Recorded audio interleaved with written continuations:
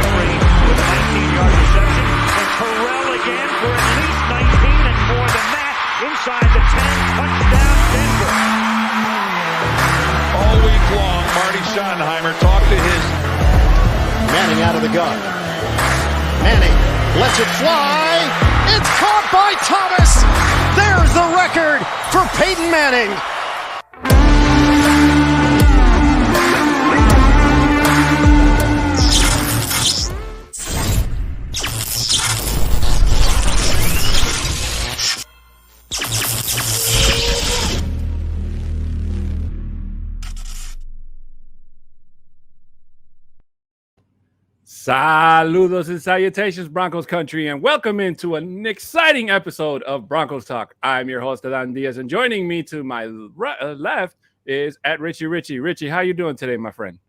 I'm good, thanks. How are you? I'm doing good, thank you very much. We do apologize for the technical difficulties we had, but we got it fixed, so we're here, we're live, and just want to thank you guys for tuning in. And as always, just want to remind you guys that we're a fan-led Broncos-based podcast filling you in on all things NFL news, but more importantly, Broncos news. We go live every single Tuesday at 7654 on YouTube and Facebook.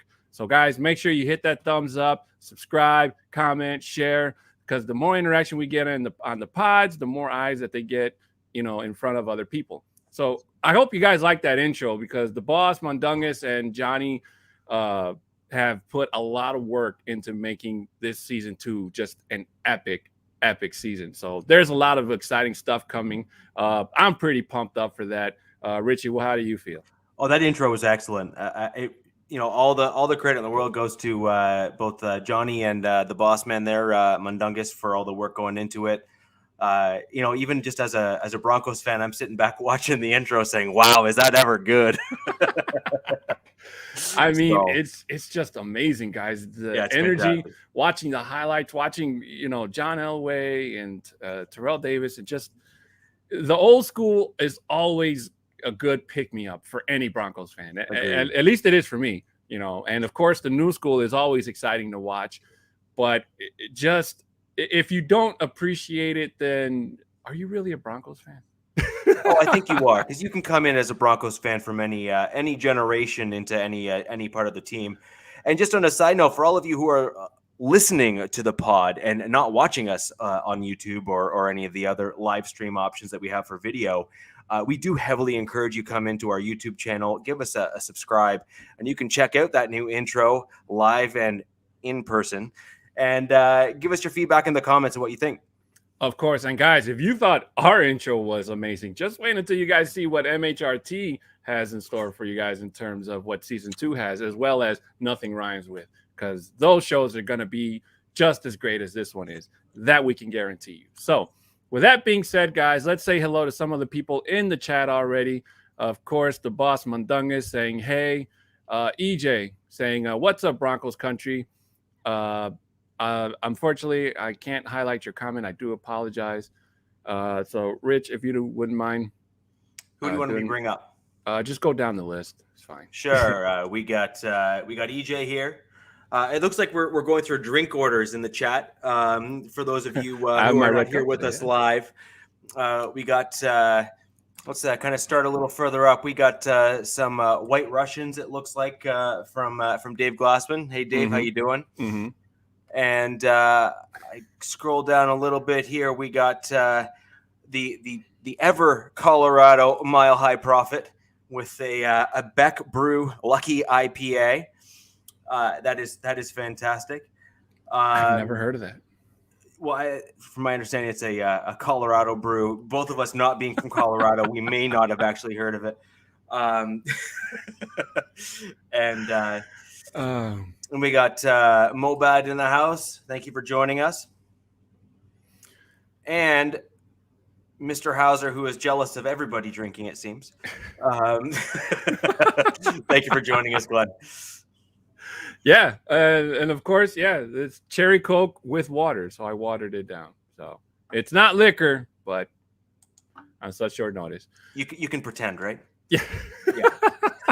But guys, let's kick off the show with talking about probably the most shocking news hitting Broncos airwaves this morning, which was the trading of one Trinity Benson. Now, this probably was unexpected. I don't think anybody in Broncos country was expecting Trinity Benson. He had such a great preseason. I mean, I was really shocked when I read the news, and I can't remember what I think the Broncos got 2 picks for next year. I think it was a 4th or somewhere between the lower rounds, 5th and 7th. Thank you so much. 5th and 7th. So, and I mean, on one hand, I'm kind of disappointed because Trinity Benson was one of the guys that I was really expecting would, be a really good player for this Broncos team. And on the other hand, when you think of the people that are in front of him, Cortland Sutton, KJ Hamler, Jerry Jeudy, Tim Patrick, it's like, just great names that go with what is going to be a really good offense this season. So me personally, I wish Trinity Benson the best in his tenure with Detroit, but I think that this probably is not going to settle very good with a lot of Broncos fans out there that are big Trinity, probably bigger fans of Trinity Benson than I am. It does not sit well with me at all.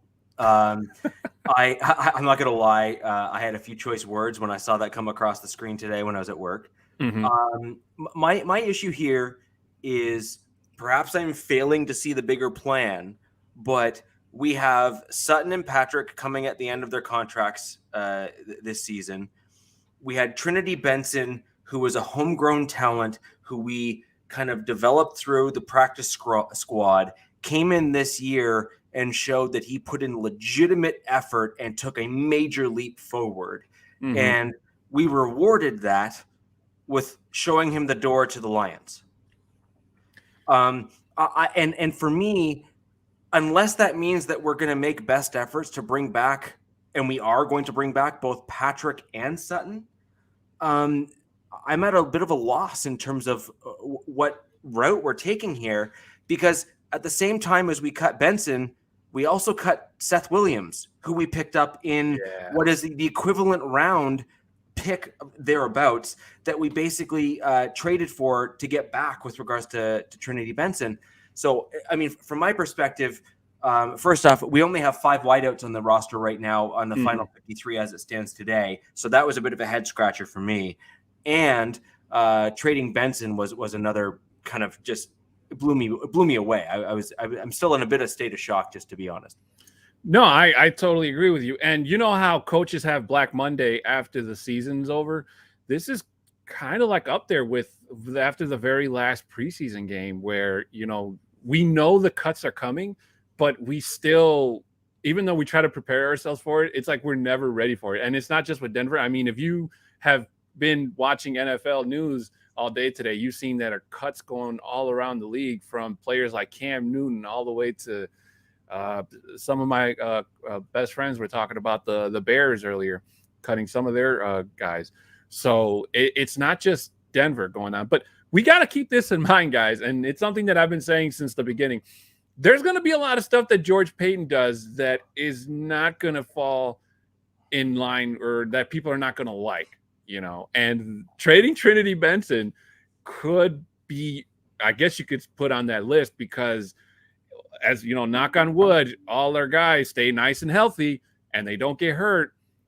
But at the same time, Trinity Benson playing for Detroit, he could be looking at a number 3, maybe a number 2 wide receiver spot, playing for that type of offense. So it kind of, it's like, even though I'm going to miss him in Denver, I know that he's going to have, hopefully, I should say he hopefully has a really good career in Detroit. So, and of course, Mile High Prophet saying we're so incredibly deep at wide receiver, which he's right. Somebody had to go. And if we're going to be in the market for a marquee quarterback in the future, we need draft capital. And of course, Mile High Prophet is right. And the Broncos do have a pretty good amount of cap space, if I'm not mistaken, just under $30 million, I believe. So whether George Paton decides to use some of that during the first 8 weeks in acquiring free agents or trades or whatever, or he decides to roll that over into next season, it's anybody's guess right now. But we just have to be ready for it if it happens. I guess what my point here is, I don't disagree with that at all. However, unless we have absolute intentions of re-signing both Sutton and Patrick in the offseason, which I actually think would be a bit of a mistake putting that much money into the wide receiver position, just in my opinion, in the offseason, then my question would then be, could we not have at least gotten a third or a fourth for Tim Patrick in a trade deal come the roster cut deadlines? Because from my eyes, he had substantive productivity last year and put up some really, really good tape. And that's probably what you're looking at likely getting for him in a comp pick, was probably around a fourth once you factor in probably some of the other offseason moves that we'd end up having to make, as opposed to trading Trinity Benson away, who's still kind of on that upward trajectory for our team and is not necessarily owed that additional contract at the end of this year. I believe we still have another year on Trinity Benson perhaps to keep on our team. If I'm not mistaken, I might be wrong, but I think he still has another year. I think you're right. But I mean, either way, guys, if I have a feeling that if the Broncos get deep in a certain position, just like we are in wide receiver, George Paton might be trying to do what John Gruden did when he came over to with the Raiders in terms of stacking, draft picks. So even though those draft picks that we got for Benson, losing football games, I hope not. No. Well, trading players, just like he traded Khalil Mack to Chicago for a couple of nice high round picks.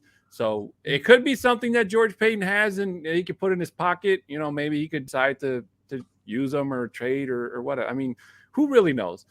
For George Paton's first year as a GM, there's a lot to be expected. And then there's just about as much you can say that is going to be unexpected, that is just going to leave us scratching our heads. But to go to our first question, which is from EJ, who asks us, do you guys think Jonathan Cooper can be a rotational player at edge? I like his game. Thank you, sir. You know what? Jonathan Cooper has been a really, really good player this preseason. So I honestly, and the Broncos just cut Tuska. So I don't know if they play the exact same position. I think they do. Okay, thank you. So it could be a power move. Could be Cooper taking that spot behind Vaughn and Bradley Chubb. And then it could be Cooper on one side and Malik Reed on the other. I actually think Cooper is going to be more than just a rotational guy for us. I mean, if there is a player who one could argue was not only just a standout, but also almost in some respects a surprise in the preseason, wow, was that ever Jonathan Cooper? I mean, he just went under, if I believe I'm right in my count, he was slated for one heart surgery, and when they brought him in, they said he'd have to go back for a second to clean it up. He finished both, and then he ended up with a surprise third surgery that he had to go through in this off season. And I mean, 3 heart surgeries all before preseason, coming back, healing, and playing the way that he did is nothing shy of just remarkable. So I actually think and the other thing to note when you saw Jonathan Cooper's play as opposed to, say, someone like Malik Reed, A, Jonathan Cooper is a rookie. Okay, we cannot discount that.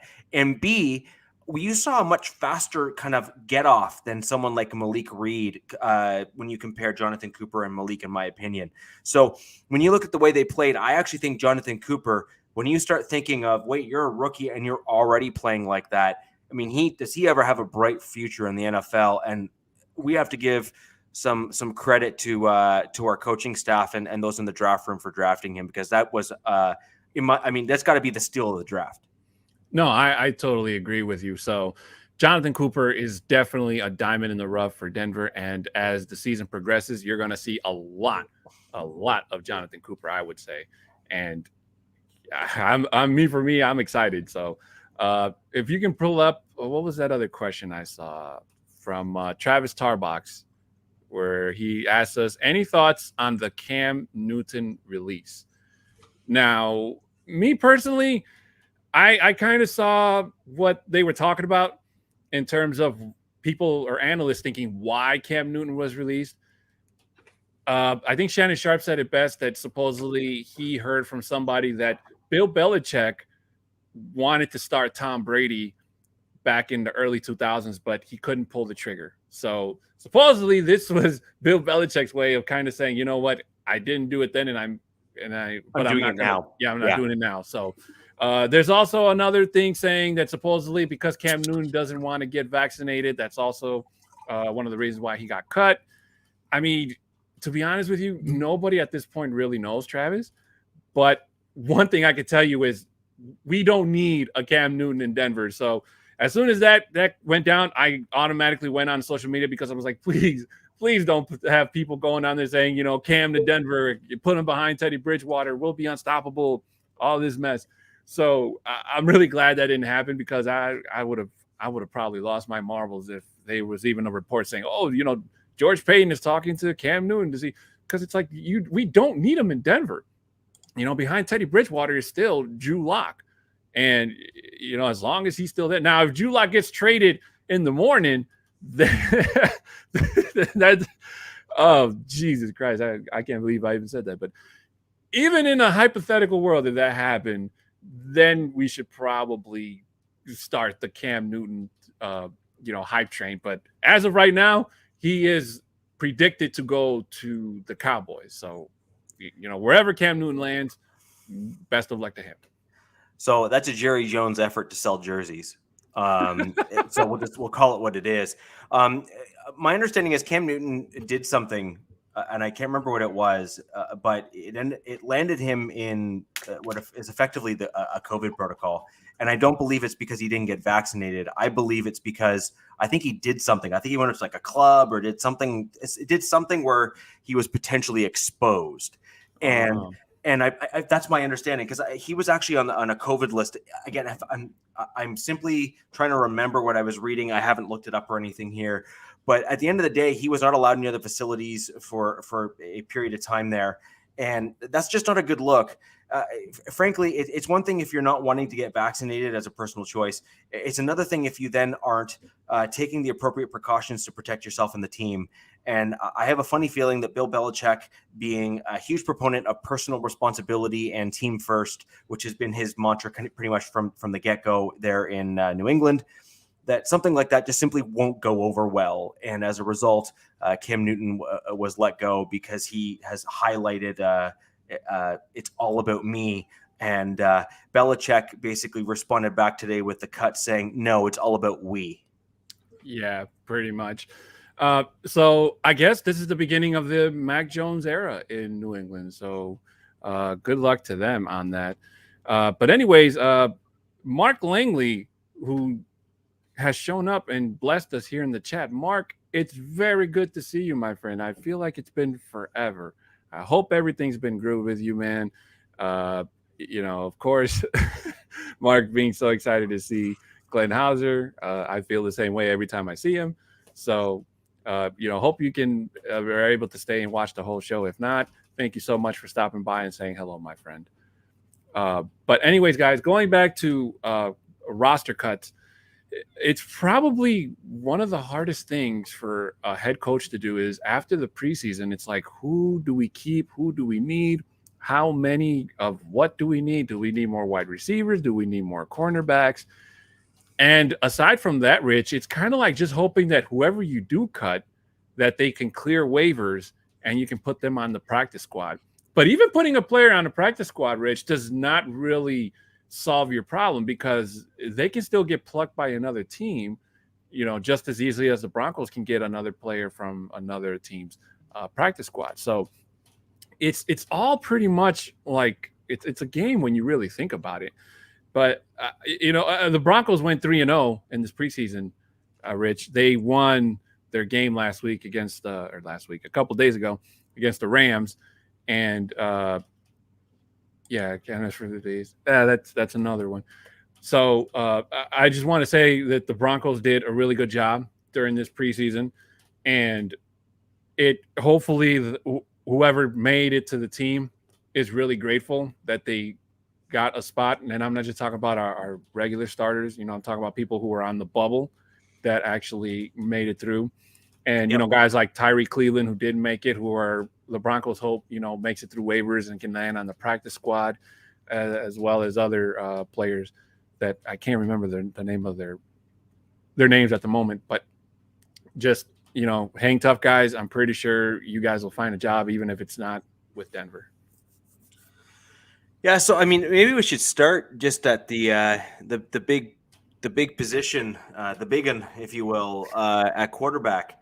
The Broncos made an interesting move, which I'm actually very curious about. I don't know what everyone else is thinking there, but maybe you can let us know in the chat.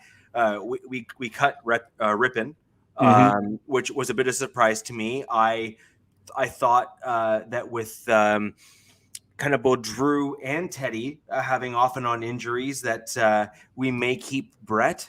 And also given the fact that we had a quarterback competition, and I thought that as a team, we may have learned from the other previous years with the quarterback competition that we may need to cycle through more than two to start winning some games. So we ended up only keeping two, Teddy Bridgewater as our QB1 and Drew Lock as QB2.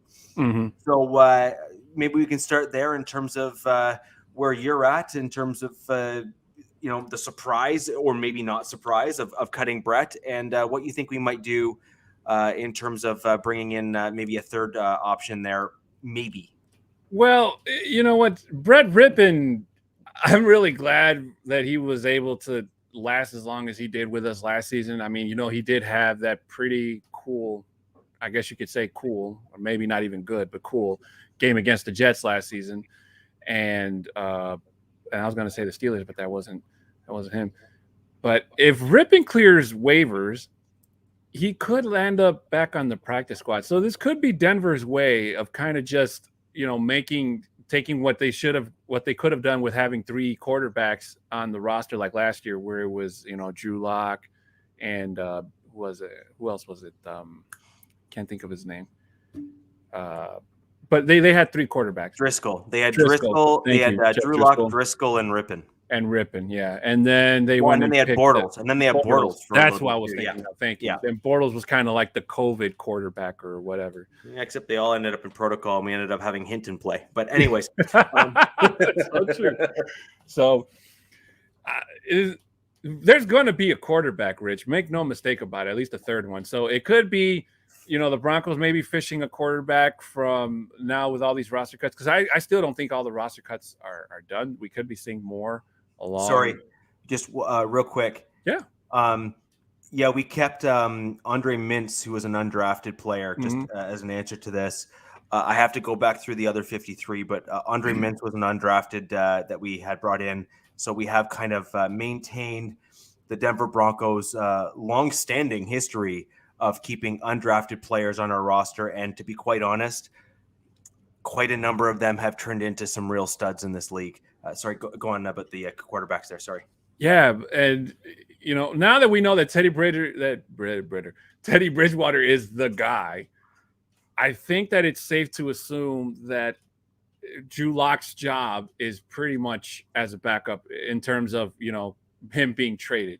Now, if the Broncos go out and get one of those, maybe not Cam Newton-ish, but a decent third string quarterback, which I don't think so, but they could. Rippon could clear waiver wires and he'll end up on the practice squad. I mean, it's anybody's guess right now, but Denver could be just rolling in with just two quarterbacks, Rich, with Bridgewater and Drew Lock. And, who knows?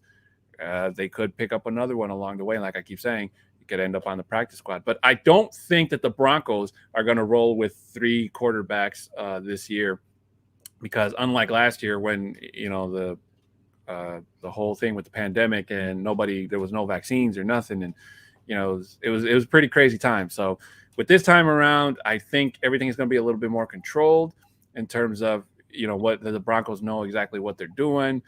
And it's basically just giving another person a spot on the roster instead of giving it to a third string quarterback who probably may not even see the field.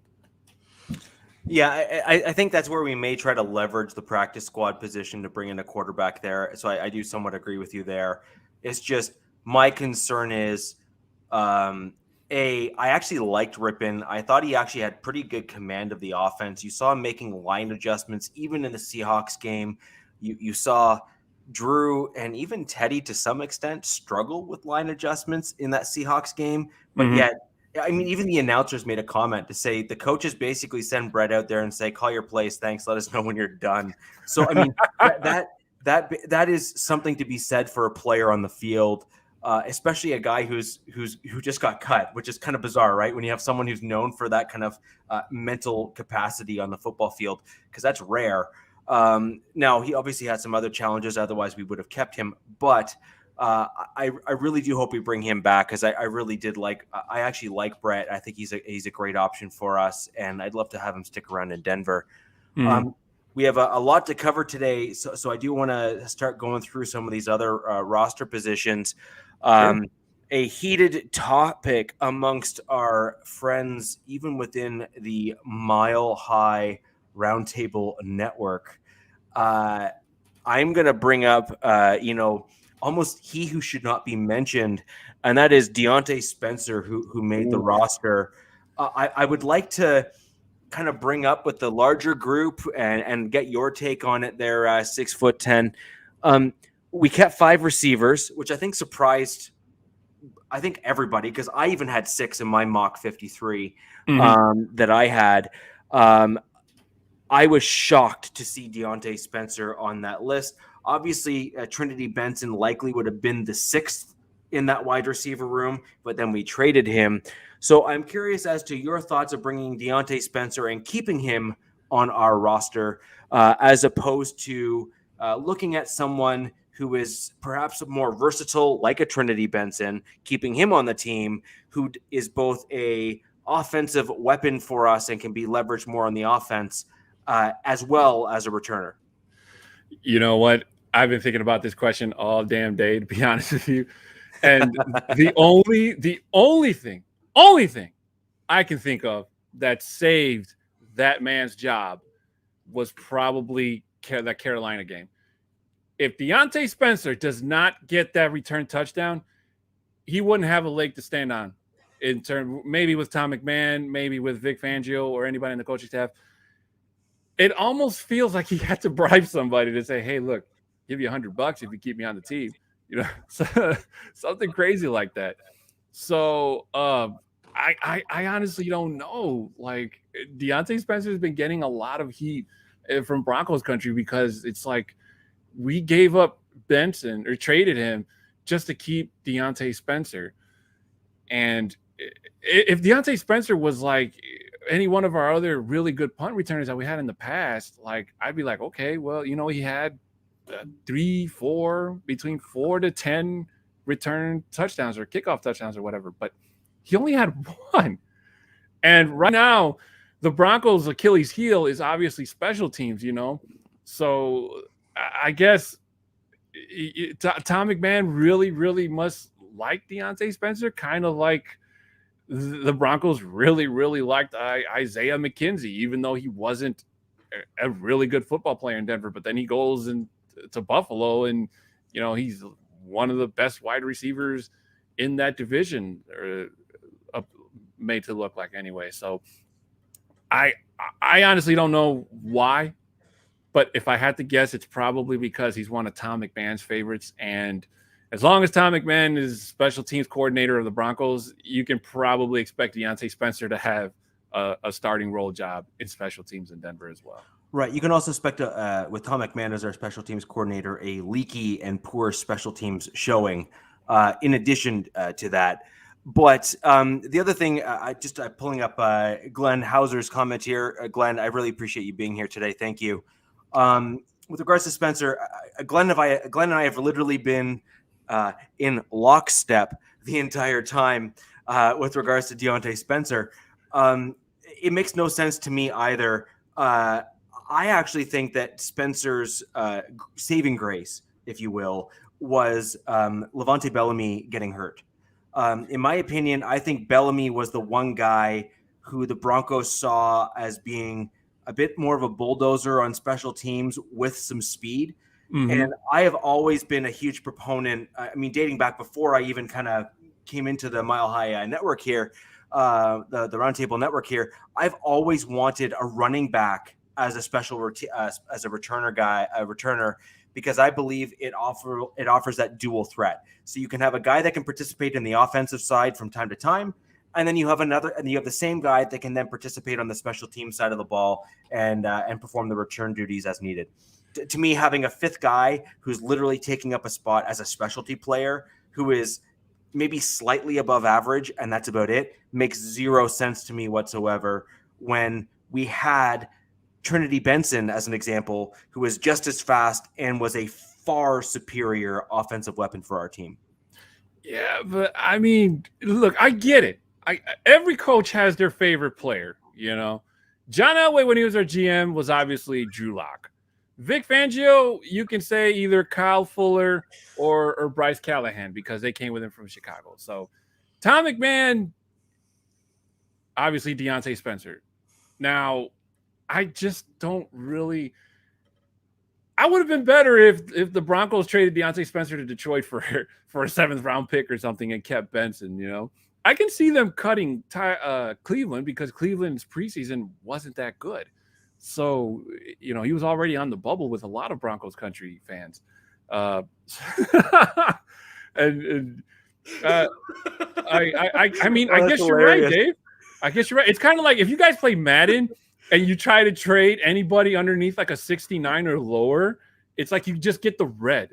So that's kind of like where I see Deonte Spencer. And don't get me wrong, I'm really grateful for his one touchdown return in Carolina, but there's just so much work that needs to be done. And Tom McMahon showing favoritism to one guy who just put one touchdown all of last season. It's like you can almost make that argument with if you put KJ Hamler back there. So I just don't see it warrant that valuable roster spot, Rich. I honestly they're far too worried about KJ's Hamler string. So the problem is that they can't risk that as an injury. They want him to maintain that quick twitch and speed. But I think we all pretty much, it seems universally or relatively universally agree that the Spencer move and Trinity trade as a corresponding kind of counter, if you will, was a bit of a head scratcher. So it's quite interesting to see that the vast majority of us are actually in agreement. I actually was wondering if there might be any that might disagree with us there, because I always love having a countervailing opinion to my own to kind of hear kind of the other side of things. But it's nice to know at the same time that when you make a comment like that you have a large swath of people that say I agree. Moving on to the tight end position, we ended up keeping 4. I don't think that was a surprise to anyone. It was a bit of a disappointment to me because I would have liked to seen some other moves take place. However, we ended up keeping those that you would expect. So we kept Noah Fant, Albert O, and Eric Salbert, who I mean, if we want to talk about a guy that kind of blew our socks off in the preseason, Eric Salbert's got to be that tight end. Yeah. And then we kept Andrew Beck as the tight end fullback. Oh, the hybrid. Yeah, as a hybrid role. Now, for me, I've not held back. I actually preferred Prentice as the fullback. He was listed on a roster as a fullback, but if you actually looked at some of his film and kind of what he was slated at, as he was actually listed technically actually as a tight end fullback hybrid as well, like Andrew Beck. I thought Prentice was a lot closer to what we've seen from guys like Janovich, for example, who was a much more aggressive blocker. He was angry when he blocked, which is, I'm not gonna lie, just my style. I like that kind. I like that type of flair. And Andrew Beck, when I was watching him in preseason, whiffed on a number of tackles and missed a fair number of plays that I felt that someone with his level of experience should have made in the blocking game. And he did okay when he was thrown to, not spectacular. So if you're going to be used primarily as a fullback and a little less as a tight end, I would much rather and much prefer an angry, aggressive blocker than someone who is mediocre at blocking and okay at the tight end position, because I think Salbert can actually be used more on that blocking tight end role. And wow, did he ever do a good job? Well, I mean, that's a conversation that you could probably have over a whole case of beer. And the more you drink, you'd figure that beer would help you kind of ease into, make you understand it. But even getting drunk probably wouldn't help you. That's how just head scratching this decision is from, I would imagine Vic Fangio was the one that made this choice. But you know what? The tight ends were never an issue. We in Fant we trust, of course. Alberto is coming back from that injury. He's going to be a really good player. And Schubert got let me just say this. And I'm sorry I keep bringing Madden 22 up, but Schubert got disrespected by the Madden rating team players or whatever, because you see what he did in the preseason, really good. And then you see what he was given in Madden, and it's like, it's not fair. So shame on you, Madden people, for just not seeing what we saw in Saubert. So hopefully he proves you guys wrong, though, with these, really cool slip screens and everything that our offensive coordinator has in store for you guys. But what's our next category, Rich? You're muted. We're down to the offensive line. So we had Garrett Bowles, Dalton Reisner, Lloyd Cushenberry, Graham Glasgow, Bobby Massey, Calvin Anderson, Quinn Miners, and Natane Moody. I don't think there was really any major surprises there. I actually was pleasantly surprised they made the right call and cut Cam Fleming. I expected a lot more out of Cam Fleming, and I was I was disappointed as actually being nice and kind. So I was super, super disappointed with how he played. The one person that I was surprised that we cut, and I thought that we would potentially keep, was Drew Hillmerman. Oh, yeah. I actually really like his size. I like his length. And when you saw him come in with the third string offensive line, he was a guy that kind of stood out to me when I saw him there on the right side. He made a lot of really good blocks. He kind of pushed a lot of guys around. And I really did think that we might end up kind of keeping him just because the right tackle position is still a bit of a question mark for us, because Calvin Anderson continued to not particularly play well there at the right tackle spot. And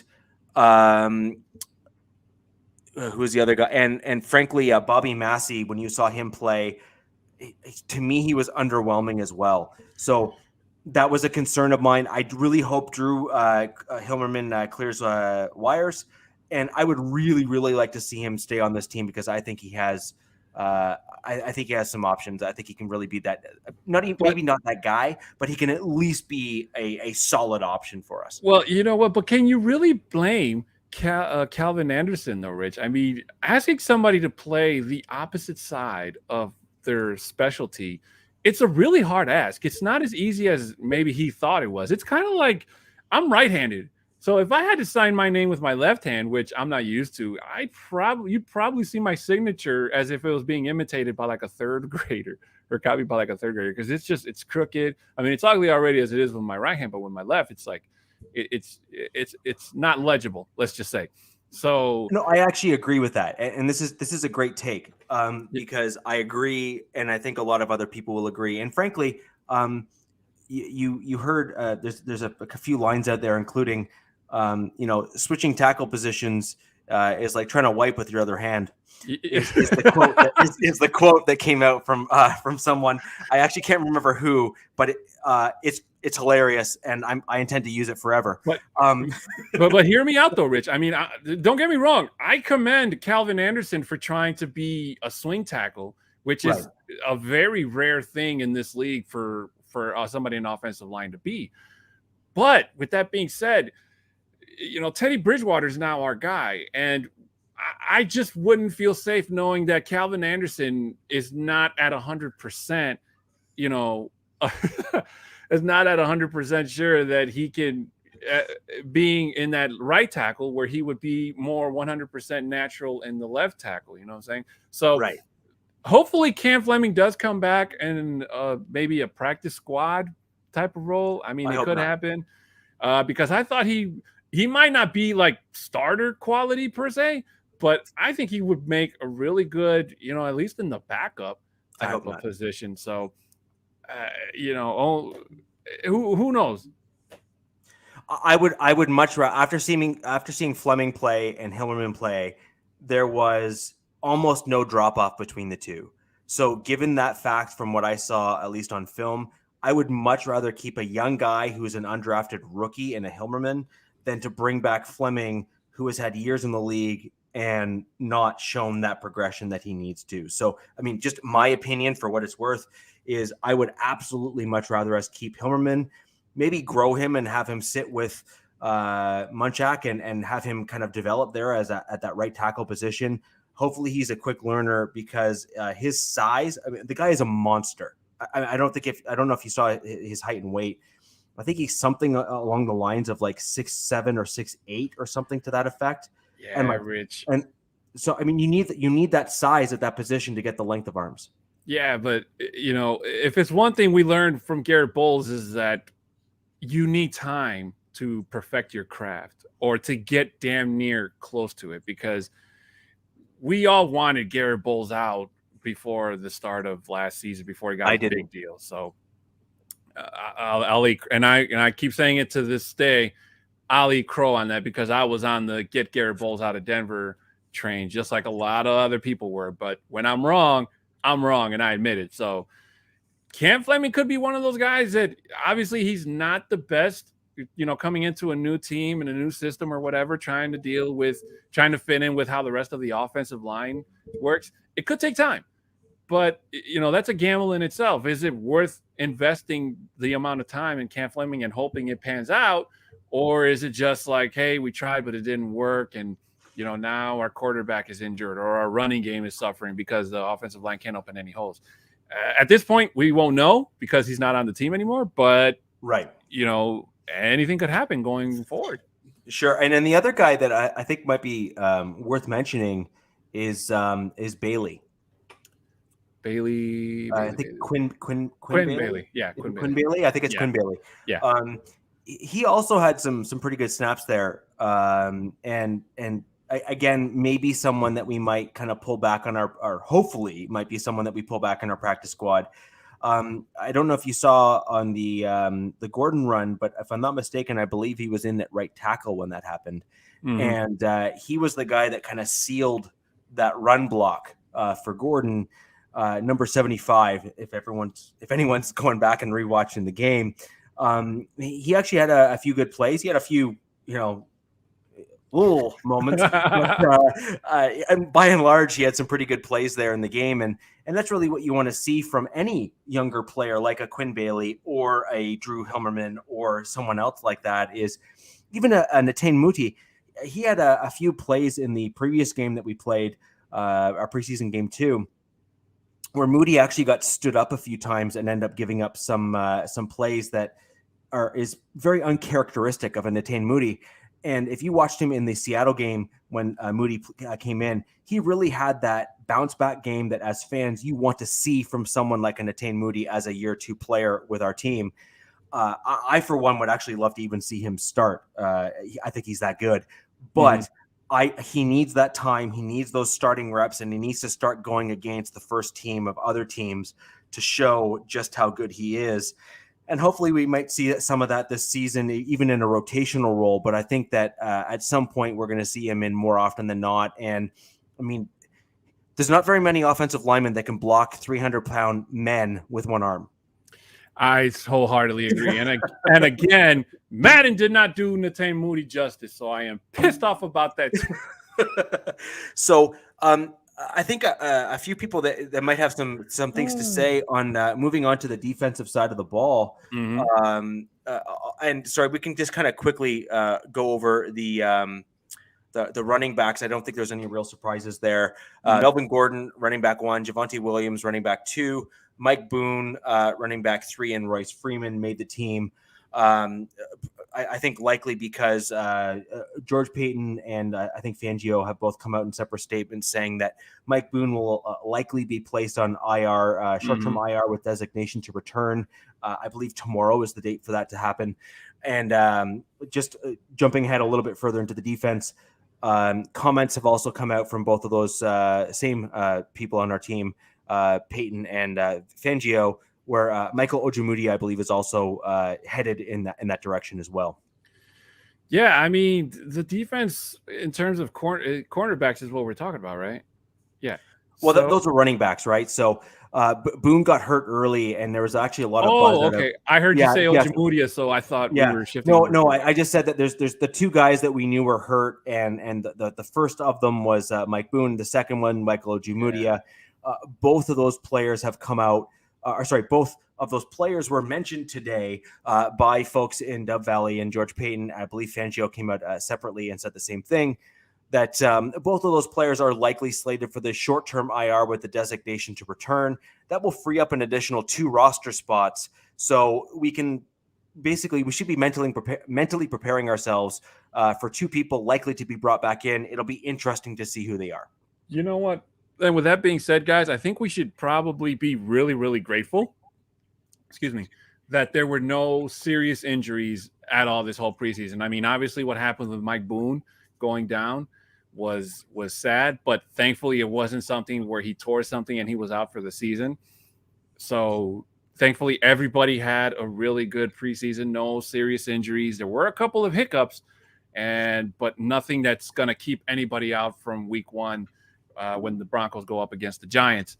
And, I just hope that somebody needs to go and wrap Von Miller in some bubble wrap and don't unwrap them until they get to the Meadowlands, because I'm literally praying every single day when I wake up, like, please protect Von Miller. Please tell him to stay with the chickens and, don't let him do anything. Don't let him practice. Don't do anything, Von. Just stay cool. And we'll see you at the Meadowlands. Keep stretching. Is my message to Vaughn, and we're good. But moving on to the defensive line, just to kind of re-rattling those that end up making the roster. Jason, good to see you. Thanks for joining us. Saludos. And also in the house we have the Whiz Kid. So we ended up having the defensive line, the initial 53-man roster of Shelby Harris, Mike Purcell, Draymond Jones, McTelvin Agim, Deshaun Williams, and Jonathan Harris. Now, just from my perspective, I actually expected Spencer to make the 53.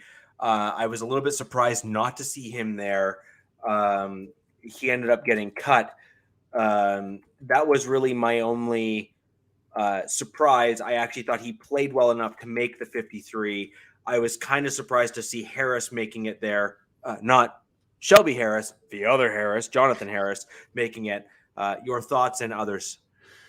I thought the defensive line was pretty much set. I don't really like, there were no cuts that were made from there that kind of surprised me. The Jonathan Harris, I'm trying to think of his preseason tape. I mean, it wasn't terrible, but then again, Vic Fangio might see something in him that we haven't seen in in practice reps or maybe depth.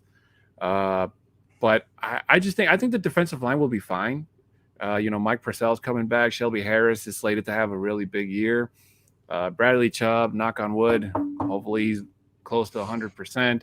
And, Von Miller, I don't care if that man is 31, 32 years old or whatever. That man still has some gas in the tank. And he's got a lot to prove this season, getting to the quarterback and, doing what is being asked of him. Now, him dropping back in coverage, that's one thing about Von Miller that, obviously everybody remembers when he picked off Rob Gronkowski in that Super Bowl run that year, which was probably the highlight of his career. But, pulling him out to run zone defensive plays, Ronald, how you doing? Has always kind of been like iffy for me because that's not really a Von Miller type of thing to do. As great as Von Miller is, even he has his own weaknesses. So hopefully Vic Fangio kind of sticks to his strengths. And, if he has to bring him out to catch a breather, that's perfectly fine because he's in good hands with Jonathan Cooper and Malik Reed in the wings. Right. I want to try and quickly just make one quick comment, and then I'd like to move on to the inside linebackers. And guys, we really appreciate your feedback. So please keep with those questions and comments. So the one thing for me that I do want to say with regards to the Seattle game that I think concerning might be the appropriate word is I did not see a ton of interior defensive line pressure. That did concern me considering that we had a number of our starters there and we were going against their number twos. I would have liked to see a little bit more aggression in the center and middle of the field there. That was a bit of a concern. I'm hoping that was just our defensive line coaches and defense simply continuing to play kind of the standoff basic coverages and whatnot. So I'm going to reserve full critique until we end up going into week one against the Giants. However, that is a concern. We need more of that interior defensive line pressure. Quickly wanting to touch base on the inside linebackers, a position that I am a huge fan of. Everyone thinks it's devalued, and I think it is probably one of the more critical positions on the field. So we'll just say that I'm kind of traveling the path less traveled, which is we ended up with 5 on our roster, which I think is a bit surprising to a few because I believe many expected 4 at the most. However, some of our questions here, including Jason O'Neill, brought up the addition there at the inside linebacker position via trade today by the Denver Broncos. Yep. So the 5 that made our roster are Josie Jewell, Alexander Johnson, Justin Stranad, Byron Browning, and Jonas Griffith. Jonas Griffith is the aforementioned late addition via trade from the San Francisco 49ers that ended up making our team at the inside linebacker position. Your thoughts and others' questions? You know what? I honestly didn't. I saw the headline, but I don't have any. I didn't see any tape about Jonas Griffith. I don't know if he has any tape from his time with the 49ers, but I think this could be a really good pickup. I mean, he's coming from a defensive-minded team in the Niners. Even though Robert Salah isn't there anymore, he was there last year, and he built a really good defense, especially when he had to use the exact same tools that Vic Fangio had to use because the Niners and the Broncos last year, I mean, there were so many Band-Aids on us. We looked like a mummy from by the end of the season. So this could be another one of those diamond in the roughs. It could be, who knows? If you know who Griffith is and you're excited for him, that probably means you've seen tape on him, which is great. I'm going to try to find some after this podcast. But I would imagine that trading for him, there's got to be something that Vic Fangio likes, or maybe Ed Donatel or somebody on the coaching staff. That that was McMahon, I think, who was a big proponent for him. Oh, McMahon. He was he's a standout special teams player who primarily showed out in the San Francisco preseason on special teams and made some good plays. Came out and showed to be a sure tackler on special teams as well. So he's going to be probably one of those guys that's making the team and is on our roster to attempt to help fill and stuff some of those lanes and gaps. Now, the funny thing here is my comments and my stance on special teams with regards to some of these players is I actually think we have reasonable depth on this team, which is typically the issue with special teams play. If you end up with really bad special teams play, it typically means that you have poor depth on your team and guys that aren't disciplined, don't stay in their lanes, et cetera, et cetera. I actually don't believe the Broncos are in that category. I just think our special teams coach is garbage. I just think he's very good. And the reason why I say that is we have continued to draft depth on our team. I haven't got that far down the list. We have more safeties on our team this year than we have in the past. We have more cornerbacks on our team than we typically have, or thereabouts, about average. And we have more inside linebackers now than we have had in the past, which means that you have more defensive players and more of them will be playing on special teams. Mm-hmm. Yet when you saw our special teams play in Seattle against a team who was typically seen as a pretty high level contender within the NFL, our special teams look worse than it ever has in all the other preseason games. So as a Broncos fan, that cannot fill you with confidence because we were going against guys that are now cut today and we still didn't look very good. So that to me is coaching, not necessarily player personnel. I typically would say it is player personnel if it was only maybe a one-year wonder sort of thing, at which point it might be a player issue. However, we've seen this for multiple years from Tom McMahon. At this point here, I have to put it on coaching. And until the coaching changes out where we have better discipline on special teams, I don't see us getting that much better or better at all. Well, now that you mentioned that, I'm trying to collect my thoughts as you were talking, Rich, and it could be Denver Broncos country could finally get their wish in the firing of Tom McMahon. If this man was brought in to fix special teams, that means that somebody has to have turned the heat on underneath Tom McMahon's chair, whether it's Vic Fangio, but I want to say it's George Paton, because George Paton is nothing like John Elway. You usually have to do something really bad or dumb for John Elway to kind of pull you into his office and say, hey, you need to fix it or you're out. George Paton doesn't seem like the kind of guy who's going to take any guff from anybody, and he's not going to stand for any type of low-tier play. Now, obviously, the special teams play from the last 3 games was a big concern, and you don't need to be an NFL analyst to see that.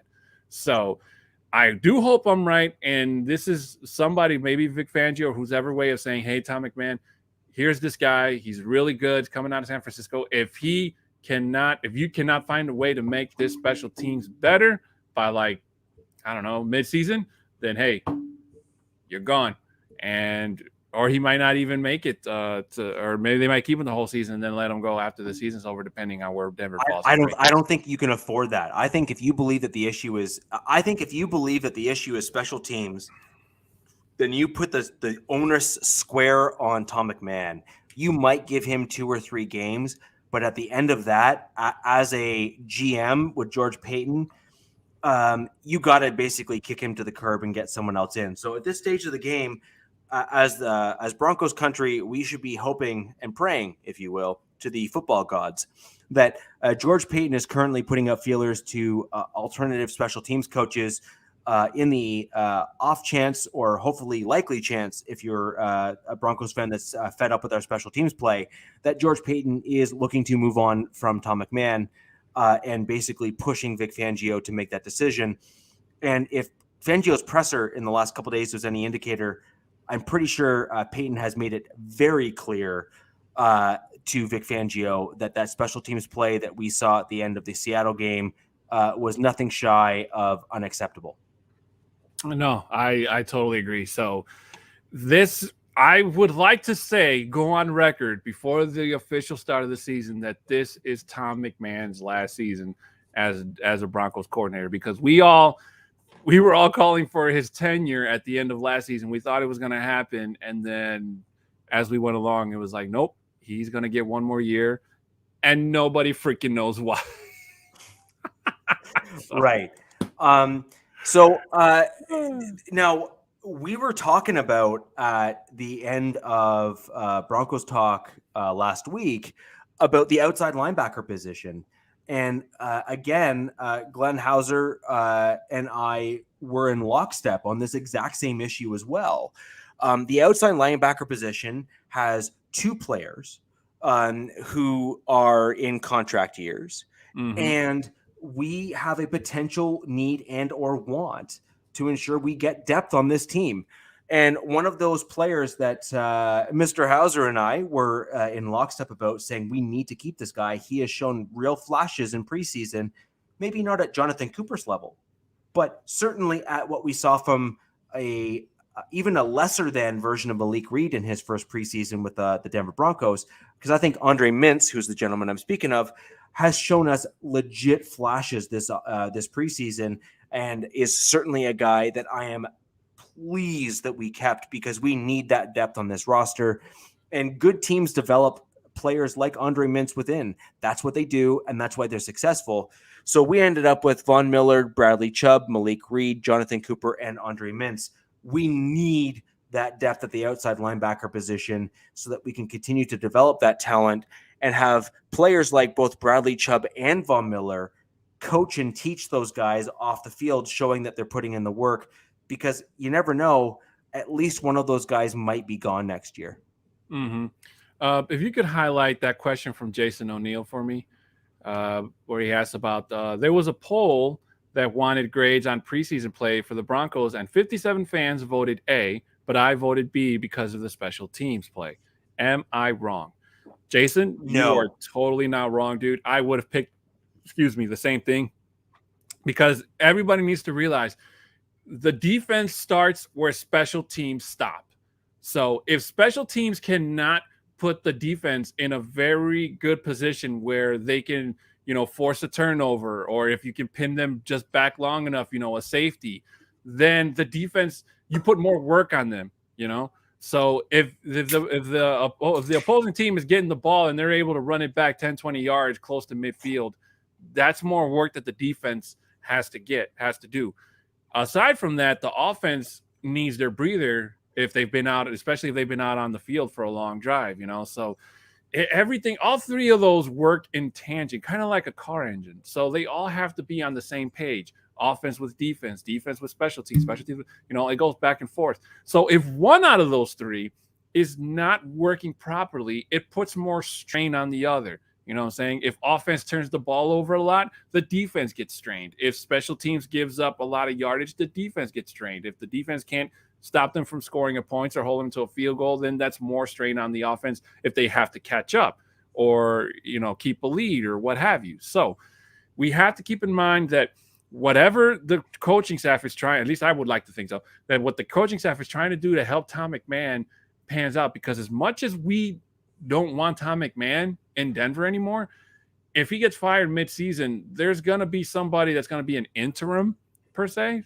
Right. And it could be a lot worse than what we're seeing with McMahon. So just to make sure we kind of fit this in, I rated us actually a C in the preseason. I realized we won all of our games. However, special teams was a major concern for me. I also felt that we did not establish an offensive identity. To me, I think that's extremely important. I think as a team, you need to assert a specific offensive identity so that you can gel both your offensive line to kind of work in lockstep and move in that same direction. And I think that the good teams, or best teams, if you want to go that far in the NFL, move in that direction. And to me, that was an issue that we had in this preseason. We saw two tight end sets, which really sparked our offense. And we saw a lot of amazing runs, actually, out of those two tight end sets. And then we saw Pat Shurmur basically being Pat Shurmur and thinking that it's the 90s again. and moving only in 3 wideout sets. And we started to stall actually in those 3 wideout sets as an offense. And it actually took Pat Shurmur to then readapt and move to the 2 tight end sets in the Seattle game. If you can go back and look at the game there, he then moved back to the 2 tight end sets to then almost reinvigorate the offense to kind of get the ball moving down the field again, and then kind of disorientate the Seattle defense a little bit. And it was then and only then where we then started to get moving down the field. And then we then reverted back to the 3 wideout sets in the red zone to score that touchdown. I believe, was it Trinity Benson? I can't remember who the white, I think it might've been Trinity Benson in the end zone there, but I rated us a C for kind of those reasons. I had a few others as well. But you need to establish solid special teams play. You also need to assert yourself with an offensive identity. And if you're going to do well, and I mean truly do well, you need to start getting pressure up the middle of the defensive line. And I felt that in preseason, we did not do that very well. Wanting to get in a few other things, we're getting really tight on time, guys, is our cornerback position. We ended up landing with Ronald Darby, Kyle Fuller, Bryce Callahan, Pat Surtain, Michael Ojemudia, and Kerry Vincent Jr. I don't know about anyone else. None of those guys are a surprise to me. I always felt that we were keeping basically that group of people. And as I mentioned earlier, guys, Michael Ojemudia, per our coaching staff and those within Dove Valley, has already been announced, if you will, as being going to be placed on short-term IR. So it will be interesting to see who else we bring into the roster to kind of fill that spot until we opt to bring him back. I want to move quickly on to the safety position, which is no surprise, Justin Simmons, Kareem Jackson, Caden Stearns, who, wow, did he ever play well in this preseason, PJ Locke, who again had splash plays, who I was extremely impressed with in moments, and then head scratching in others. And then we had Jamar Johnson, who really and truly, while he never made it out of that third group, was an absolute standout from that group when you saw him on the field. And I think if we had a 4th preseason game and more to kind of move guys around, we probably would have seen him move up with the 2s to kind of see what he can do, because I think he was that good. Yeah, Jamar Johnson, correct me if I'm wrong, was the one that had the bat down on that last play against the Rams, correct? Correct. Okay. He had the tight kind of blonde dreads that was kind of like kind of bottom of the neck there in terms of hair. You could kind of see it outside the helmet.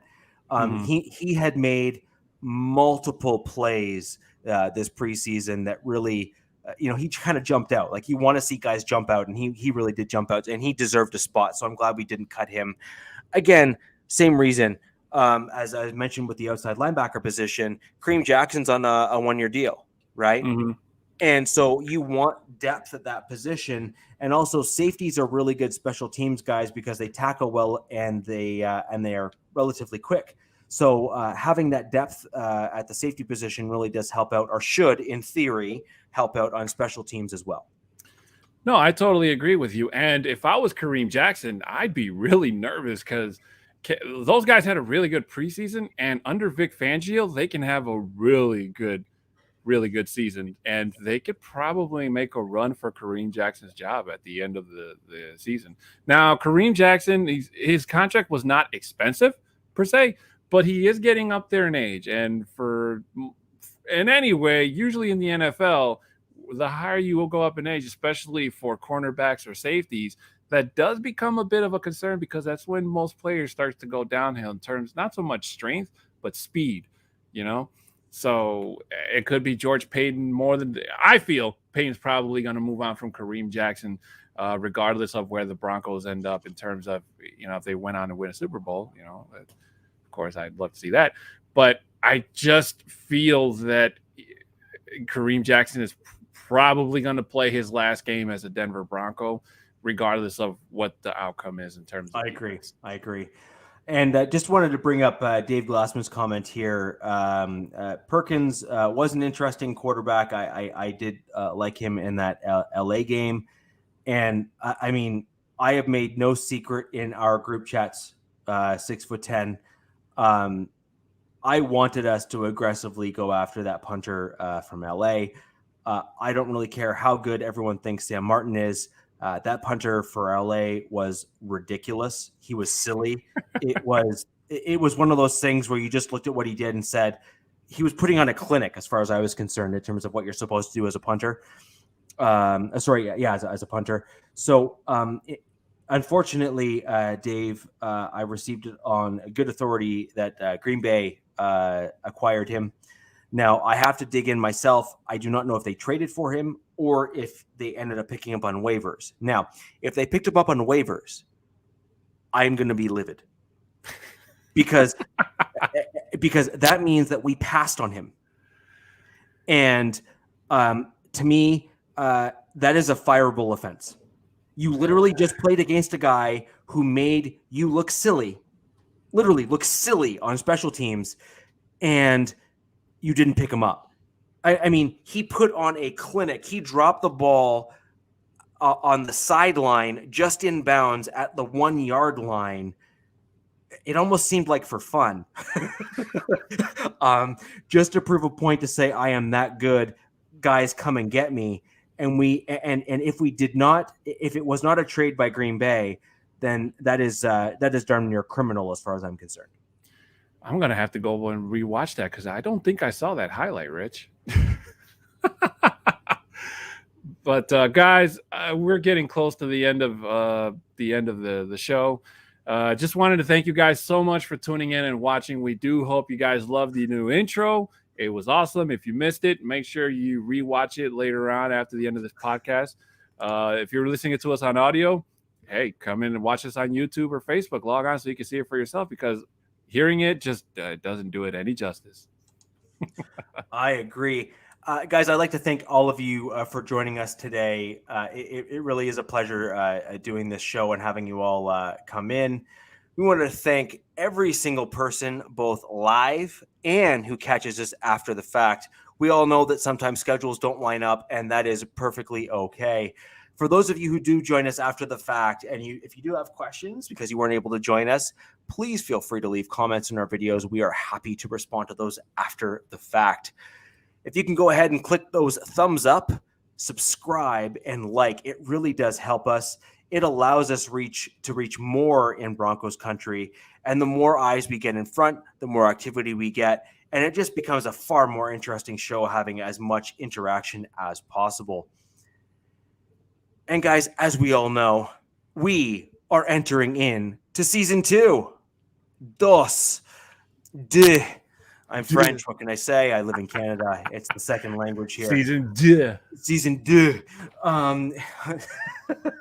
So, I mean, as you saw from our intro, we have really put a ton of effort into season 2. We want to bring the best possible show we can for you guys.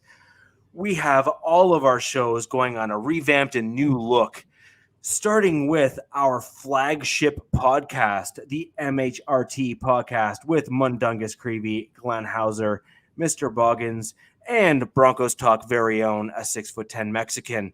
That is Thursdays at 7654. You can figure out those time zones. I am not going to do it for you. And then on Fridays or Sundays, depending on when we're at now, it is going to be the Nothing Rhymes with Orange and Blue podcast with Johnny Baki and special guest. I did want to quickly speak to that in this outro. Our very own Pookie Knight. He has a real name, but that doesn't matter. His real name is, as far as we know him, is Pookie Knight. He is one of America's finest, and he has been deployed to help those in need in Louisiana. If we can all just have a moment, and if you have him in your Twitter, or if you can leave a comment here in this video, we'd like to give him a big round of applause and a thank you for his work and his service to the U.S. of A. He is helping out those in Louisiana who need the help the most after the hurricane hit there, and it has caused tremendous damage. Hearts go to all those people that lost their homes and have had damage. And to Pookie, thank you for all you do to help out those that are in need, especially with being deployed there to help out. Thank you very much. Mm-hmm. Mile High, or the Nothing Rhymes with Orange and Blue podcast is at 6543. Again, time zones, you can figure those out on your own. We love you all very much out there in Broncos country, and we thank you very much for tuning in. We will see you all on Thursday. And before we go ahead and close this out, ladies and gentlemen, we need to do a quick mile high five. If you can all get yourself prepped and prepared, let's do those stretches. And in 5, 4, 3, 2, 1, mile high five. Woo! Boom! Thank you very much. Guys, you all have yourselves a great evening. Thank you very much. And we will see you on Broncos Talk next Tuesday.